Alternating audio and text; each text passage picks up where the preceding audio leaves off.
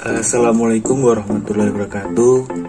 Perkenalkan, kami dari kelompok 6 pada hari ini akan mempresentasikan hasil diskusi dari kelompok kami, yaitu mengenai teori ekonomi tentang keadilan.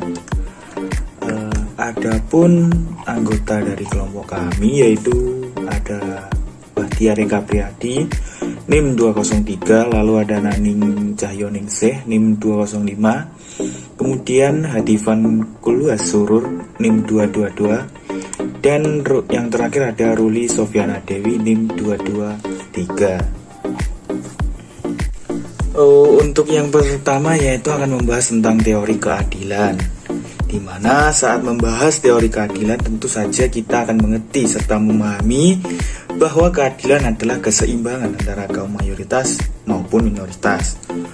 John Rawls sendiri berargumen bahwa liberty dan equality dapat dipadukan dalam satu prinsip keadilan, yaitu dengan setiap orang yang memiliki hak sama terhadap kebebasan asasi, dan apabila terjadi ketidakadilan, maka kaum yang tertinggallah yang akan diuntungkan olehnya.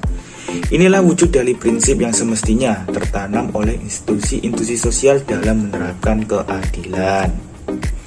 Yang selanjutnya yaitu ada beberapa basic assumption agar dalam masyarakat bekerja sama dalam kondisi yang fair. Yang pertama, anggota masyarakat tidak memandang tatanan sosial masyarakat yang tidak berubah. Masyarakat harus menuju keadilan sehingga masyarakat terbuka kepada adanya perubahan, terutama perubahan struktur sosial. Yang kedua, kerjasama dibedakan dengan aktivitas yang terkoordinasi, yang dapat dilihat dari yang pertama, bentuk kerjasama selalu berpijak pada keadilan, sedangkan coordinated activity berpijak pada efektivitas atau efisiensi.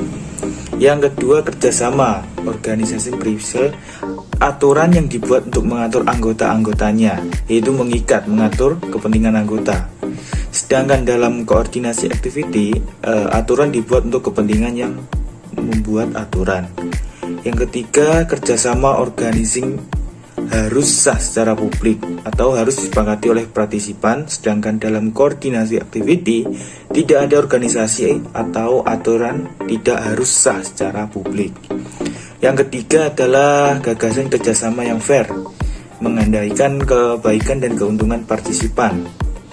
Itu partisipan mempunyai gagasan sendiri dan bertemu dengan gagasan lainnya dengan cara yang rasionalitas. Setiap pihak tidak melepaskan kepentingan, tetapi ingin mempunyai keuntungan yang rasional. Karena mereka ingin mendapatkan untung, ada kerjasama. Jika saling mengalah, tidak akan tercapai sebuah kerjasama. Teori berbasis keadilan berusaha untuk menentukan hubungan antara keputusan publik dan urusan pribadi, yang secara umum pendekatan ini dapat dibedakan dengan pendekatan yang lain yang tidak berbasis keadilan pada beberapa asumsi yang terkandung di dalamnya. Serta dalam teori berbasis keadilan ini, prinsip dasar untuk mengatur institusi adalah prinsip yang lebih tinggi daripada pertimbangan politik atau ekonomi. Institusi yang baik harus selaras dengan tatanan masyarakat. Sementara itu, masyarakat yang baik terdiri atas dua syarat, yaitu adanya kesetaraan dalam kebebasan warga bernegara serta inviolability atau hak untuk tidak mengganggu orang lain. Untuk materi selanjutnya akan dijelaskan oleh pemateri selanjutnya. Perkenalkan, nama saya Naning Cahyoningsih dengan NIM akhir 205. Di sini saya akan menjelaskan mengenai subbab B, yaitu argumentasi libertarian. Pandangan ini memberikan salah satu argumentasi yang paling kuat bagi negara yang membatasinya untuk mempertahankan hak kepemilikan dan pada tata pelaksanaan keadilan. Keberadaan atau ketiadaan hukum ekonomi politik tidak membedakan negara. Pasar mungkin akan memainkan peran utama dalam memudahkan produksi atau sirkulasi kekayaan. Akan tetapi, kemampuan pasar untuk menjamin alokasi yang efisien dan pemanfaatan modal tidak berhubungan dengan negara. Pendekatan libertarian berdasarkan alasan bahwa negara membuat ketetapan bahwa keputusan pribadi tentang orang-orang yang melibatkan penjualan milik mereka harus dibenarkan. Akan tetapi, negara juga dapat menarik pajak dengan pertimbangan bahwa kesejahteraan material di atas milik individu. Jadi di sini, jika percaya keadilan yang hakiki dari tatanan libertarian, kita hendaknya mampu mengomunikasikan keyakinan kepada orang lain sehingga akan membantu mereka untuk memeluk prinsip yang berpusat pada keadilan hak. Kita harus pula membangun kelangsungan hidup suatu masyarakat agar teratur dalam kapasitasnya untuk memelihara kebaikan prinsipnya dalam pandangan warga negara.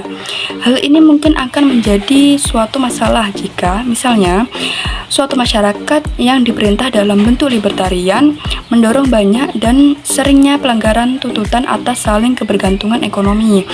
Keadilan dapat bertahan jika saling kebergantungan tersebut sifatnya minimal. Semakin sedikit kebergantungan pada pasar bagi kebutuhan dasar kita, semakin sedikit kegagalan pasar yang dapat mengikis komitmen kita untuk itu. Prospek kegagalan pasar dapat memaksa kita untuk memilih antara masyarakat yang adil dan masyarakat yang memilih saling kebergantungan ekonomi yang signifikan. Saling kebergantungan kepemilikan ini merupakan masalah serius bagi argumentasi libertarian. Gagasan tentang hak kepemilikan menyiratkan adanya pembatasan dalam hak orang lain. Jadi, jika ingin menyebarkan gagasan tentang keadilan dalam mendukung argumentasi yang mengizinkan suatu peran lebih besar untuk saling kebergantungan, kita harus memikirkan konstitusi tentang institusi sosial dengan cara yang berbeda dari yang diberikan oleh kaum libertarian. Saya akan menjelaskan materi berikutnya, yaitu tentang argumentasi kontraktarian modern. John Rawls mengajukan pendekatan berbasis keadilan yang berbeda dengan kaum libertarian. Teori yang dibangunnya sangat luas dan dana tidak terfokus secara khusus dengan ekonomi politik. Rawls juga mengajukan konsep keadilan sebagai keseimbangan. Keadilan ekonomi ditafsirkan sebagai pengakuan terhadap hak milik pribadi, dan keadilan hanya dapat terwujud melalui pasar yang bebas. Dengan pasar yang bebas, masyarakat dapat merasakan apa itu keadilan. Dalam semua teori yang berbasis keadilan, pasar memiliki wilayah sendiri. Teori ini membedakan wilayah kehidupan sosial berdasarkan yang pertama yaitu pola ikatan orang yang menjadi ciri khas wilayah tersebut, dan yang kedua, pemahaman terhadap sifat perseorangan yang digunakan dalam ikatan tersebut. Dalam teori berbasis keadilan ditekankan bahwa perekonomian memiliki integritas sendiri yang berdiri secara terpisah. Yang pertama yaitu wilayah-wilayah kehidupan sosial didefinisikan secara kualitatif oleh teori berbasis keadilan. Berarti penalaran ekonomi atau logika pasar tidak didominasi hubungan non-pasar. Yang kedua yaitu hubungan-hubungan non-pasar dianggap memiliki wilayah sendiri. Dengan demikian, politik bukanlah cara untuk mencapai efisiensi ekonomi, melainkan upaya untuk mencapai tujuan khusus dalam proses ekonomi. Materi selanjutnya yaitu pendekatan alternatif justice-centered.